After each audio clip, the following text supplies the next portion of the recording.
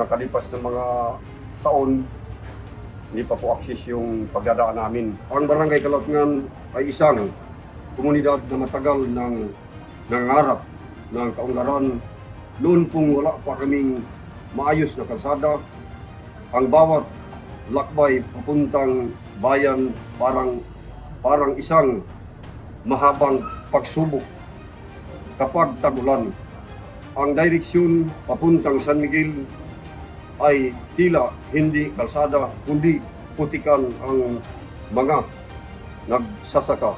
Estudyante at pasyente ay dumaranas na matinding hirap sa paglakbay. So, nalito po kami ngayon kasi dalawa po ang ginawa po natin, yung turnover at 90 million at saka po yung groundbreaking ng 50 million. Nakita ko sa aking mga mata, napakaganda ng kalsada. Imagine yung 90 million, supposed to be, ano lang yan mga more or less, mga 3 kilometers ang magagawa.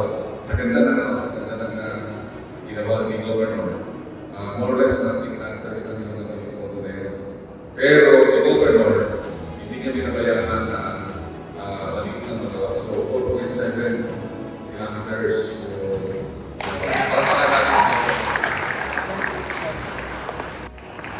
Yan ang nakita natin. Pagka ang isang proyekto ay ating i-implement ang buo-buo ng ating puso, magiging maganda ang kinahanap mo. Sa tulong ng pamahalaan at sa inyong pamumuno, natupad na ang matagal naming pangarap.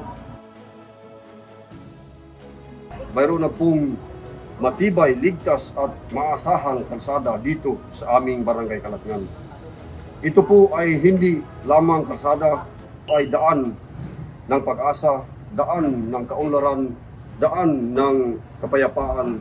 Sa maayos na kalsada, mas mabilis ang negosyo, mas ligtas ang biyahe, mas madali ang pagpasok sa eskwela, at higit sa lahat, mas magiging konektado ang komunidad.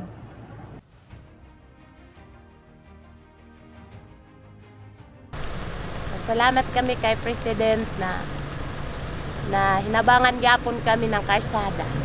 Taos pusong pagpasalamat ang tauhan dito sa bayan ng San Miguel kasi malaki ito na tulong para sa amin dito kay President Bongbong Marcos at saka kay Secretary Galvez, yung kang Governor Johnny T. Pimentel, kang Vice Governor Manuel Alameda.